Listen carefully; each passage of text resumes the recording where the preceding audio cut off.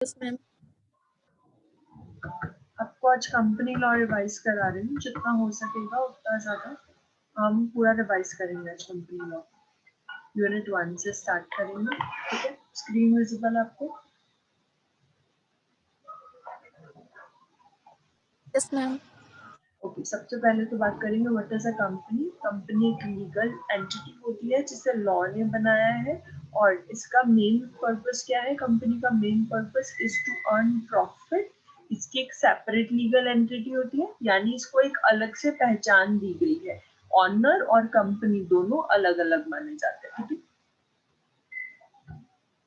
Next is definition. A company is an incorporated association which is an artificial person created by law having artificial entity with perpetual succession and a common seat. एक artificial person बनाया गया है, किसने बनाया है? Law ने बनाया है। इसी एक artificial entity बनाई गई है, यानी इसको एक different individual माना गया है। इसकी प्रिपेचुअल सक्सेशन है। प्रिपेचुअल सक्सेशन मतलब कि ऑनर चेंज होता रहे, उससे कंपनी को कोई फर्क नहीं पड़ेगा, ठीक है।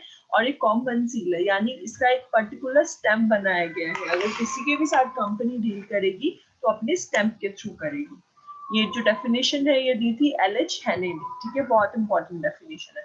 कैरेक्टरिस्टिक की अगर बात करी जाए तो सबसे पहले रजिस्ट्रेशन जरूरी होता है कंपनी का। दूसरा, ये एक लीगल एंटिटी है।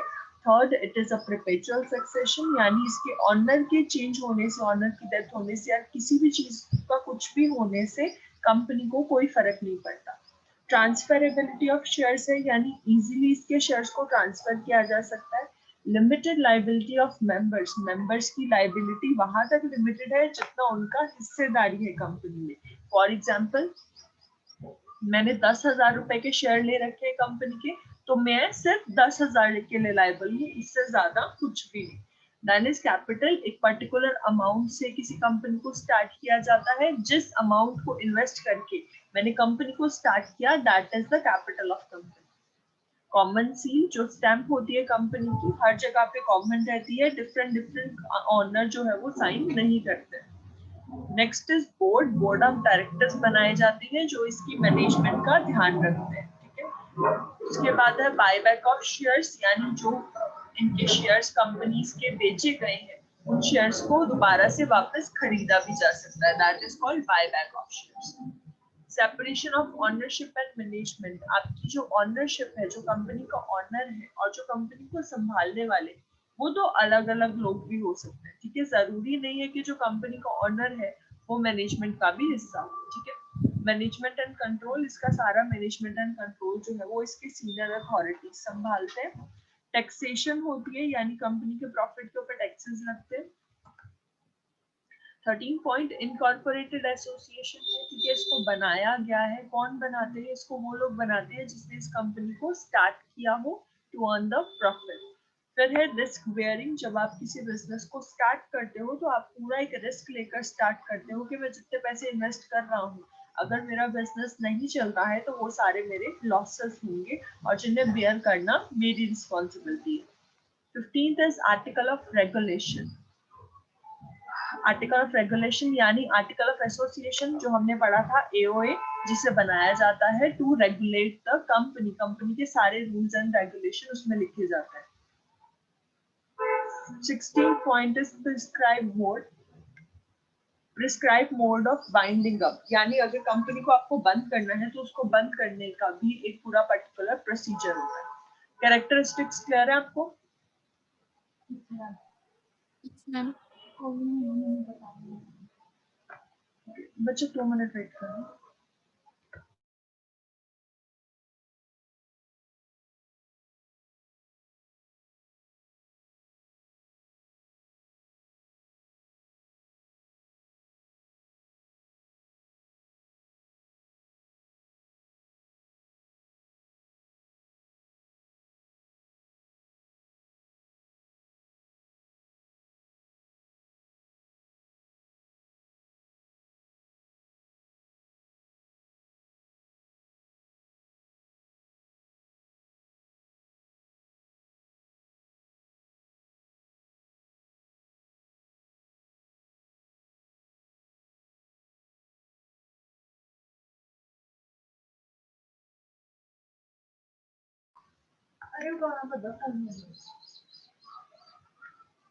कैरेक्टरिस्टिक्स हो गए थे, अब नेक्स्ट करते हैं।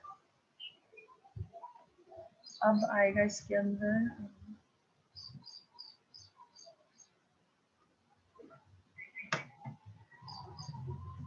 ओके, क्लासिफिकेशन ऑफ कंपनी, जो एक इम्पॉर्टेंट टॉपिक है कि हमारी कंपनी कितने तरीके की होती है। फर्स्ट पॉइंट है classification of company according to mode of incorporation. Incorporation के बेसिस पे हमारी जो कंपनी है वो 3 तरीके की होती है। First is chartered company. Chartered company वो होती है जिसे किसी रॉयल चार्टर ने बनाया हो, विच मीन्स किसी किंग या किसी क्वीन ने जिसको ऑर्डर देकर बनाया हो, ठीक है। ऐसी कंपनी को हम लोग चार्टर कंपनी बोलते हैं। और जो ईस्ट इंडिया कंपनी जिसने इंडिया के ऊपर राज किया था, starting of British rule India के अंदर जो था वो ईस्ट इंडिया कंपनी के थ्रू हुआ था। और ईस्ट इंडिया कंपनी जो थी वो चार्टर कंपनी थी। जो इंग्लैंड की क्वीन थी उसने इसको बनाया था, ठीक है। बी टाइप है सिच्यूटरी कंपनी। सिच्यूटरी कंपनी वो होती है जिसको आर्टिकल पास करके, पार्लियामेंट के अंदर एक्ट पास करके बनाया गया हो, ऐसी कंपनी को हम लोग सिच्यूटरी कंपनी बोलते हैं। और रिजर्व बैंक ऑफ इंडिया इसका एक बहुत बड़ा एग्जाम्पल है। Reserve bank of India India का सबसे बड़ा बैंक जो सारे बैंक्स को रेगुलेट करता है, ठीक है। जहां से बेसिकली मनी सप्लाई को रेगुलेट किया जाता है, कितना पैसा जाएगा, कितने पैसे नए आएंगे, न्यू कितनी करेंसी चाहिए, न्यू करेंसी को लेकर आना, और जितनी करेंसी अभी इस टाइम पे है उन सारी करेंसी को रेगुलेट करना, ये सारा का सारा काम रिजर्व बैंक ऑफ इंडिया करता है। और रिजर्व बैंक ऑफ इंडिया को पार्लियामेंट में एक्ट पास करके बनाया गया था, तो इसलिए वो सिक्योरिटी कंपनी है। देन वी हैव रजिस्टर और इनकॉर्पोरेटेड कंपनी। ये वो कंपनी होती है जिससे कंपनीज एक्ट के अंदर रजिस्टर्ड किया गया, ठीक है। इनकॉर्पोरेशन के बेसिस पे 3 तरीके के, सिक्योरिटी, चार्टर कंपनी और रजिस्टर्ड कंपनी। अब बात ये आती है classification of company on the basis of liability of member. Member की लायबिलिटी के बेसिस पे 3 तरीके के होते हैं। First is limited by shares, जिन मेंबर्स की जिम्मेदारी सिर्फ उनके शेयर अमाउंट तक बनती है कि अगर मेरे 10,000 की शेयर है तो मैं 10,000 तक के लिए liable. Company limited by guarantee, वो कंपनी जहां पर मेंबर्स ने गारंटी दी हो, चाहे मेरे पास शेयर्स 10,000 के हैं पर मैंने कंपनी को गारंटी 30,000 की दे रखी है, तो अगर कंपनी को लॉसेस होते हैं तो मैं 30,000 पे करूंगी। नेक्स्ट इज अनलिमिटेड लाइबिलिटी, यानी कोई भी लिमिट नहीं है, अगर लाइबिलिटी चुकानी होगी तो उसके लिए मेंबर्स की पर्सनल प्रॉपर्टी को भी यूज किया जा सकता है, ठीक है। Then we have classification of company according to ownership. Ownership के बेसिस पे पहले है होल्डिंग कंपनी। होल्डिंग कंपनी जिसने किसी दूसरी कंपनी के 50% से ज्यादा शेयर्स को परचेज कर लिया हो, वो होती है holding company. Then we have subsidiary company. Subsidiary company वो होती है जिस कंपनी के शेयर्स को होल्डिंग कंपनी ने खरीदा हो, वो होती है हमारी सब्सिडरी कंपनी, ठीक है। होल्डिंग जिसकी ऑनर, जिसने किसी दूसरी कंपनी के 50% से ज्यादा शेयर्स परचेज कर लिए हैं। B statutory company, sorry subsidiary company. Subsidiary company वो जिस किसी कंपनी के जो शेयर्स हैं वो होल्डिंग कंपनी ने खरीदे हैं, वो सब्सिडरी कंपनी होती है। Then we have government company. Government company वो होगी जिसमें 50% से ज्यादा शेयर्स जो है वो गवर्नमेंट की होल्डिंग के अंदर होंगे। Then we have classification of company on the basis of nationality. आपकी नेशनैलिटी बेसिस पे कितने तरीके की होती है। First is Indian company.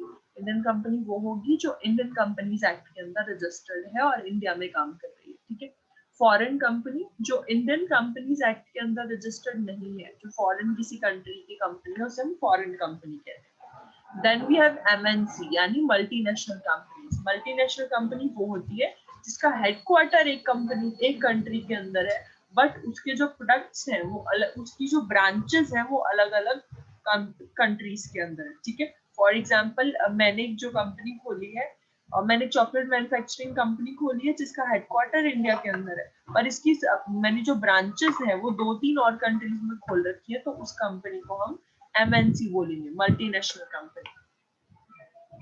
Classification of company on the basis of transferability of share. Share transferability basis पे कितने होते हैं। First is private company. Private company वो कंपनी होती है जिसकी पेड अप कैपिटल 1 लाख या उससे ज्यादा हो, ठीक है। और इसके अंदर जो मिनिमम मेंबर्स हैं वो 2 होने चाहिए और मैक्सिमम 200, ठीक है। उसके बाद आती है हमारी पब्लिक कंपनी। पब्लिक कंपनी वो होगी जिसमें मिनिमम 7 मेंबर्स होने चाहिए, और इसे ये प्राइवेट कंपनी बिल्कुल नहीं हो सकती है। इसके ट्रांसफर जो शेयर्स को ट्रांसफर करने के ऊपर रिस्ट्रिक्शन होती है, ठीक है। अदर कंपनीज की अगर हम बात करें तो पहली है 1 पर्सन कंपनी। 1 पर्सन कंपनी वो जिसे सिर्फ किसी एक पर्सन ने स्टार्ट किया है और वो एक ही पर्सन उसे चला रहा है, 2 से 3 लोग उस कंपनी में इन्वॉल्व नहीं है, सिर्फ एक पर्सन उसका ऑनर है, that is 1 person company. Now limited liability partnership, LLP क्या होती है? लिमिटेड लाइबिलिटी पार्टनरशिप इज जो एक पार्टनरशिप तो है बट कंपनी के रूल्स के साथ में, ठीक है, वो होती है हमारी लिमिटेड लाइबिलिटी पार्टनरशिप। ओके, अब एक बहुत इंपॉर्टेंट टॉपिक था, that was lifting of corporate veil. ठीक है, जब आप अपनी कॉर्पोरेट वेल को लिफ्ट करते हो, यानी कंपनी के ऑनर को और कंपनी को सेम मानते हो, तो ऐसे कुछ सिचुएशंस के अंदर पहली बात तो कंपनी और उसका ऑनर दोनों अलग अलग होते हैं। अगर आप केस करते हो तो कंपनी के ऊपर होता है, कंपनी के ऑनर के ऊपर नहीं होता। अगर आप कंपनी के ऊपर केस कर रहे हैं और आप नहीं सॉरी कंपनी के ऑनर के ऊपर केस कर रहे हैं और उसके बाद में आप कोर्ट में जाते हो, तो कोर्ट विल से कि आपका जो ऑनर है वो अलग होता है और आपका जो कॉन्ट्रैक्ट था that was with the company, तो आप जो केस है वो कंपनी के ऊपर कर सकते हैं, ऑनर के ऊपर आप केस नहीं कर सकते। और उसमें वर्डिक्ट क्या दिया जाएगा कि लिफ्टिंग ऑफ कॉर्पोरेट वेल का एक इम्पॉर्टेंट टॉपिक आता है इस चीज का। ठीक है, इसमें एक बहुत फेमस केस था जो मैंने आप लोगों को शायद काम भी दिया था इसका, सैलमन वर्सेस सैलमन कॉर्डर। ठीक है, सैलमन जो पर्सन था उसने अपनी कंपनी के शेयर्स खुद ही खरीद रखे थे, वही उसका ऑनर था और वो खुद ही उसका शेयर होल्डर भी बना हुआ था। तो जिस टाइम पेमेंट की बात आई तो सब लोगों ने बोला कि ये खुद ही ऑनर है और खुद को खुद ही पैसे दे रहा है, तो ये चीज सही नहीं है। जब कोर्ट में ये वर्डिक्ट गया तो कोर्ट ने बोला कि कोर्ट का जो कंपनी का ऑनर है वो अलग होता है और कंपनी अलग होती है, इसलिए हम सैलमन को पैसे दूसरों को देने के लिए फोर्स नहीं कर सकते। अब बारी आती है प्रमोटर की। हुआ प्रमोटर, प्रमोटर वो पर्सन होता है जो किसी के एक अच्छे आइडिया को फाइनेंस करे। ठीक है, फॉर एग्जांपल मेरे पास बहुत अच्छा आइडिया है एक बिजनेस का, बट मेरे पास पैसे नहीं है, फंडिंग नहीं है उसके लिए, तो प्रमोटर कुछ ऐसे लोग होते हैं जो आइडियाज देखते हैं कि अगर आइडिया अच्छा है और बिजनेस फ्लरिश कर सकता है तो उसके अंदर पैसे इन्वेस्ट करते हैं, उन्हें हम लोग प्रमोटर बोलते हैं। प्रमोटर बाद में आपकी कंपनी का मेंबर बन सकता है, बट इनिशियली वो सिर्फ एक फाइनेंसर होता है और उसका एज अ ट्रस्ट, आपका जो कंपनी के साथ रिलेशनशिप होता है वो ट्रस्टी का रिलेशनशिप होता है, आप ऑन ट्रस्ट उसके साथ बात करते हैं। ठीक है, नाउ इनकॉर्पोरेशन की अगर बात करें कि अगर आपने एक कंपनी को इनकॉर्पोरेट करना है, कंपनी स्टार्ट करनी है, तो क्या चीज जरूरी है? सबसे पहले आप नाम की अवेलेबिलिटी चेक करोगे कि जो नाम हम रखना चाह रहे हैं वो अपनी कंपनी का, वो नाम अवेलेबल है या नहीं। देन सेकेंडली हम लोग MOA और AOA बनाते हैं, memorandum of association and article of association बनाते हैं, जिसके अंदर ये डिफरेंट क्लॉज होते हैं। ठीक है, then we have printing, signing and stamping of memorandum. जब आपने मेमोरेंडम और आर्टिकल ऑफ एसोसिएशन बना लिया तो हम उसको प्रिंट कराते हैं, सिग्नेचर कराते हैं और स्टैंप लगवाते हैं कि हमारा MOA है, इसके ऊपर जितने लोगों ने साइन किया वो सबके सब बोर्ड ऑफ डायरेक्टर्स बनते हैं। देन पावर ऑफ अटॉर्नी, हम डिसाइड करते हैं कि अगर कंपनी के ऑनर को कुछ होता है तो उसके बाद कंपनी का मेन ऑनर कौन बनेगा। ठीक है, ऑब्वियसली जो कंपनी का ऑनर है उसका बेटा या फिर उसका कोई फैमिली मेंबर ही कंपनी का ऑनर बनता है। Then we have other document to be fill with registrar. Registrar के साथ और कौन कौन सी डॉक्यूमेंट जरूरी है? आपको फॉर्म ई फॉर्म फिल करना पड़ेगा, नंबर 32, आपके कंसेंट ऑफ डायरेक्टर्स के लिए। डायरेक्टर कंसेंट के लिए पेज होता है हमारा फॉर्म नंबर 32। देन उसके बाद हमारा नेक्स्ट है रजिस्टर्ड एड्रेस। हमारा इस रजिस्टर्ड एड्रेस के बारे में जो जानकारी है वो फॉर्म नंबर 18 में दी होती है। और थर्डली पर्टिकुलर ऑफ डायरेक्टर, हर एक डायरेक्टर की अलग से जानकारी जो है वो फॉर्म नंबर 32 में डिस्कस की जाती है। ठीक है, देन हमें स्टैट्यूटरी डिक्लेरेशन फॉर्म भरना है कि हाँ हमने इस तरीके के नाम से इस ऑब्जेक्टिव के साथ में एक कंपनी स्टार्ट की है, फॉर्म नंबर 1 होता है। ठीक है, फिर उसके बाद हम लोग रजिस्ट्रेशन फीस पे करेंगे और हमें इस तरीके का एक सर्टिफिकेट मिल जाएगा, सर्टिफिकेट ऑफ इनकॉर्पोरेशन बोलते हैं इसको, आपके सामने है, इस तरीके का दिखता है कुछ, ठीक है। Okay, this was it by unit 1। अब यूनिट 2 की अगर हम लोग बात करें तो यूनिट 2 के अंदर आपका तीनों आते हैं, memorandum of association, article of association and prospectus, ठीक है। ये तीन चीजें आती हैं आपकी यूनिट 2 के अंदर। यूनिट 1 में बस इतना मेन इंपॉर्टेंट है जितना मैंने आज आपको रिवाइज कराया, बट सारा पढ़ना है, ठीक है, सारा इंपॉर्टेंट है। यूनिट 2 की अगर बात करूं तो यूनिट 2 में हम लोग 3 फॉर्म्स पढ़ने वाले हैं डॉक्यूमेंट्स, जिसके अंदर फर्स्ट आता है memorandum of association. Memorandum of association क्या होता है? ये एक लीगल डॉक्यूमेंट होता है जो कंपनी को रजिस्ट्रेशन प्रोसेस के लिए स्टार्टिंगली हम लोग भरते हैं, ठीक है। सबसे पहला जो फॉर्म आप लेते हो that is memorandum of association, और ये हर कंपनी को लेना जरूरी होता है, चाहे प्राइवेट कंपनी है चाहे पब्लिक कंपनी, ठीक है। Memorandum of Association of a company is charter and define the restriction of power of company established under the act। MOA क्या होता है? एक कंपनी का चार्टर होता है, यानी कंपनी का किंग, जो कंपनी की मेनली सारी रूल्स एंड रेगुलेशन को सेट करता है और डिफाइन करता है, और सारी की सारी रिस्ट्रिक्शंस और सारी पावर्स ऑफ कंपनी इसके अंदर लिखी जाती है। अगर इम्पोर्टेंस की बात करें मेमोरेंडम ऑफ एसोसिएशन की, तो बेसिक फॉर्मेलिटी होती है ये मेमोरेंडम ऑफ एसोसिएशन जब भी आप एक कंपनी स्टार्ट कर रहे हो। It displays a clear picture. आपको अगर कंपनी की क्लियर पिक्चर चाहिए तो you can see the memorandum of association. Medium of information, आपकी कंपनी की मेन जानकारी जो है वो मेमोरेंडम ऑफ एसोसिएशन में होती है, और अगर कोई आपकी कंपनी के बारे में जानना चाहता है तो उसको आपकी मेमोरेंडम ऑफ एसोसिएशन सफिशिएंट है। शेयर होल्डर्स की लाइबिलिटीज में डिफाइन होती है, ठीक है। देन फॉर्मेट क्या होता है? फॉर्मेट मेमोरेंडम ऑफ एसोसिएशन में 5 क्लॉज आते हैं। पहला है नेम क्लॉज, दूसरा registrars office clause, third is object clause, fourth is liability clause and fifth is capital clause. First clause includes name clause. Name clause का मतलब होता है आप इसके अंदर नाम डिफाइन करते हो, आपकी कंपनी का नाम क्या होने वाला है, ठीक है। Second is registered office clause. Registered office clause होता है, इसके अंदर आप मेंशन करते हो आपके रजिस्ट्रार ऑफिस की सारी जानकारी कि किस जगह पे, किस एड्रेस के ऊपर हमारा रजिस्ट्रार ऑफिस सिचुएटेड है और हमने कहाँ पर अपनी कंपनी को रजिस्टर करवाया है। ऑब्जेक्ट क्लॉज, ऑब्जेक्ट क्लॉज के अंदर हम अपना ऑब्जेक्टिव डिफाइन करते हैं कि इस कंपनी को स्टार्ट करने का हमारा मेन मोटिव क्या है। Then we have liability clause. Liability clause define कि अगर कंपनी को लॉसेस होते हैं तो उसकी लायबिलिटी किसकी होगी, कौन पेमेंट करेगा उस सबसे। Then we have capital clause. Capital clause के अंदर आप डिफाइन करते हो कि आपकी कंपनी कितने फंड्स रेज कर सकती है, ठीक है। आपकी कंपनी की मेन इनिशियल कैपिटल क्या होगी, वो सब इसके अंदर डिफाइन होता है। That's it for memorandum of association। इसके बाद इम्पोर्टेंट है इसकी ऑल्टरेशन, जिसको आप पढ़ लीजिएगा, ठीक है। ऑल्टरेशन इजी है, आप एक बार पढ़ोगे तो आपको समझ आ जाएगी। Then we have article of association। article of association एक ऐसा डॉक्यूमेंट है जो सेकेंडरी डॉक्यूमेंट है, जो मेमोरेंडम ऑफ एसोसिएशन के बाद में लिया जाता है, और आर्टिकल ऑफ एसोसिएशन के अंदर आपकी कंपनी के अंदर के रूल्स लिखे होते हैं।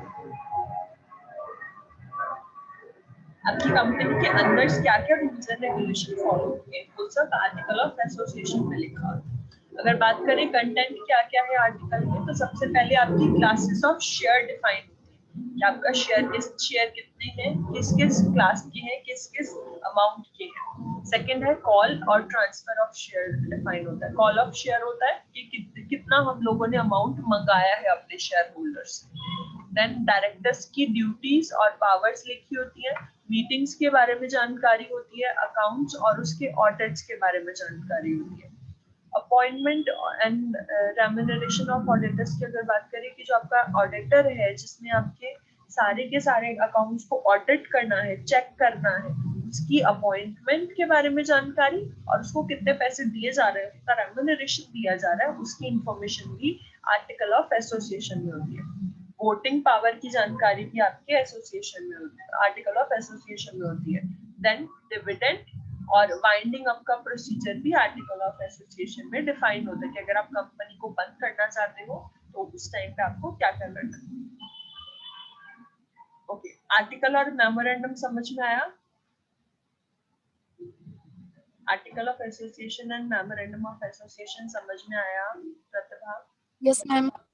अब लास्ट आपका टॉपिक रह गया यूनिट 2 का, दैट इज प्रोस्पेक्टस। प्रोस्पेक्टस क्या होता है? प्रोस्पेक्टस एक लीगल डॉक्यूमेंट होता है जिसमें आपकी कंपनी की फाइनेंशियल स्टेटमेंट होती है, आपकी कंपनी की बेसिक नॉलेज जो है वो प्रोस्पेक्टस में लिखी जाती है, ताकि लोगों को अगर आपकी कंपनी के बारे में जानना हो तो उन्हें बस प्रोस्पेक्टस देखने की जरूरत पड़े, इससे ज्यादा कुछ भी उन्हें देखना नहीं पड़े, ठीक है। और प्रोस्पेक्टस बेसिकली शेयर होल्डर्स के लिए इम्पोर्टेंट होता है, क्योंकि जब मैं एज अ शेयर होल्डर आपकी कंपनी में इन्वेस्ट करना चाहूंगी तो मैं आपकी फाइनेंशियल स्टेटमेंट देखूंगी कि क्या आप लोग मुझे रिटर्न दे पाओगे या नहीं दे पाओगे, ठीक है। तो बेसिकली जो इन्वेस्टर्स होते हैं उनके लिए प्रोस्पेक्टस बनाया जाता है।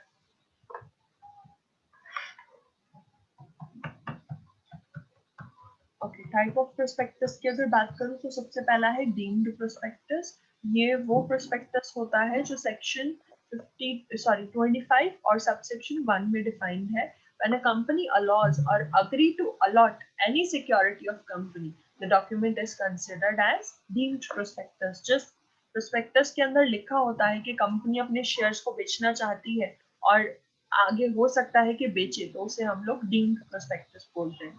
Then we have red hiring prospectus. Red hiring prospectus वो होता है जिसके अंदर ये डिफाइंड होता है कि कितने शेयर्स आपके हैं, कितने शेयर्स कंपनी बेचना चाहती है, वो रेड हायरिंग होता है, ठीक है।